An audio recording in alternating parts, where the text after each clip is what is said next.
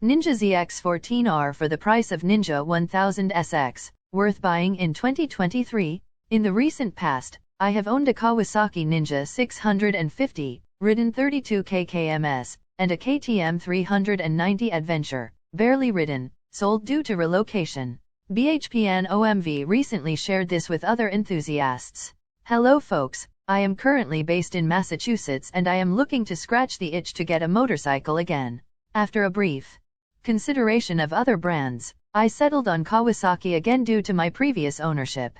I had almost made up my mind to play it safe and get a current-gen Ninja 1000 SX which does it all. At the dealership, I spied a ZX-14R and a long-time dream resurfaced. Mind you, I have never ridden a 14R but always salivated at the idea of owning it someday whenever I have seen it in the flesh. The dealership did not have the bike ready for a TD, but just sitting on it I did not find it overly intimidating or very heavy. The ergonomics also felt very comfortable. I initially did not pursue it due to the cost differential between the 1000 SX and the ZX-14R. I scourged dealerships within 500 miles and found one that was offering a decent 15% discount on the MSRP. My local dealership has offered to match the discount, making the ZX-14R almost on par with the 1000 SX financially. There are no discounts on the 1000 SX due to the demand. The ZX-14R is not a dinosaur yet but is definitely long in the tooth. The only real piece of equipment I think I will miss compared to the 1000 SX is the 6-axis IMU. Bluetooth connectivity, riding modes, display screens etc. do not matter that much to me. I am not planning to drag race or do insane speeds. The only draw the 14R has for me is a long time pull towards it and limited availability. The replacement for this bike may probably have a supercharger and will be even more expensive. Use case mostly be roads, some interstate, no ungodly speeds due to fear of tickets. I understand this is too much bike for my needs, but it is more of an emotional need. Admiring it in the garage over the winter is also rewarding for me, even if it may sound ridiculous to others. The main question is, does the ZX-14R make sense in 2023 at this price point?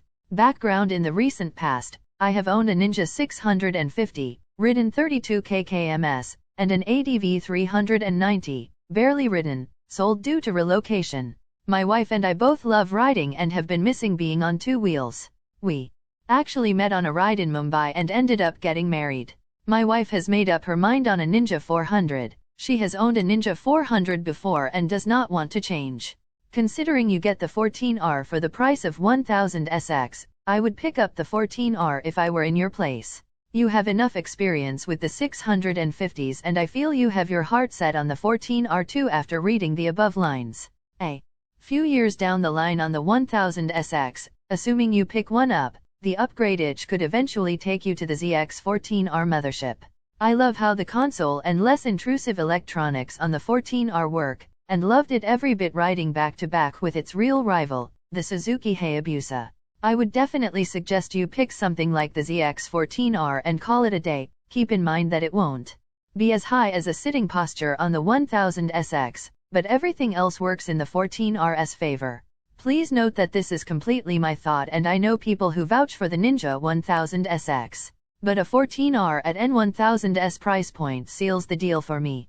Do consider others' opinions, and more importantly try to get a test ride which can finalize the perfect ride for you. Here's what BHPN no_fear had to say about the matter. Have you considered the insurance for the ZX-14R? My insurance rates can be quite insane, especially for the higher cc bikes. Progressive/Geico charges even up to $4,000 for annual insurance. Having read your post, I am guessing you have only ridden in India before and not ridden in the US. Check the insurance premiums of both the Ninja 1000 vs ZX-14R and then decide on your purchase. Here's what BHPN Crazy Driver had to say about the matter. Reason enough to go for that 14R. IMHO. Motorcycles are never going to be safe decisions. These purchases should be from the heart or else the itch will keep coming back. Here's what BHPN 46 The Doctor had to say about the matter. My perspective as I own a 14R since 2016 and have done 39 km/h so far, get the 14R for the Following reasons 14R is the best combination of speed, comfort, and reliability among all the other bikes across multiple segments. As fast as the supersports category on the public streets. More comfortable than any other bike except the ADV Touriers and Goldwings. Extremely reliable as expected from Kawasaki.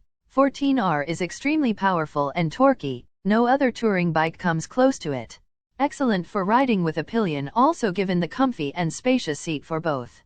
Basic essential electronic safety net is there but no unnecessary electronics, making the ride very engaging and reliable. Even though it's heavy, CG and seat is low, making it very manageable, and it's surprisingly nimble through twisties also. Inline 4 Symphony sounds great, the bike is very smooth and refined. Both in terms of NVH and power delivery. Avoid 14R in the following cases: if the rider is tall, say more than 5 feet 10 inches. Ergonomics aren't suitable for tall riders for long distances, so not applicable at your height. If most of the riding is expected at slow speeds, 14R starts giving all the thrills as you start exploring its power, which is seemingly unending for public streets. Even beyond 200 km/h. It keeps pulling very strongly. Inline 4s don't create much excitement at low revs, only mid-range and top end are enjoyable. High engine capacity twin-cylinder bikes are always more fun at low and mid-range due to their torquey natures. Some other tips: stock seat is very comfortable, so don't change it. I am around 5 feet 5 inches and I can manage the bike perfectly. I like the sound of Akrapovic, it is great, my favorite, but the stock exhaust is too silent in 14R, N1000 sounds much better. But, for your use case, I would have gone for some 1000 plus cc twin-cylinder options with more upright seating like T120, Speed Twin 1200, Africa Twin, V-Strom.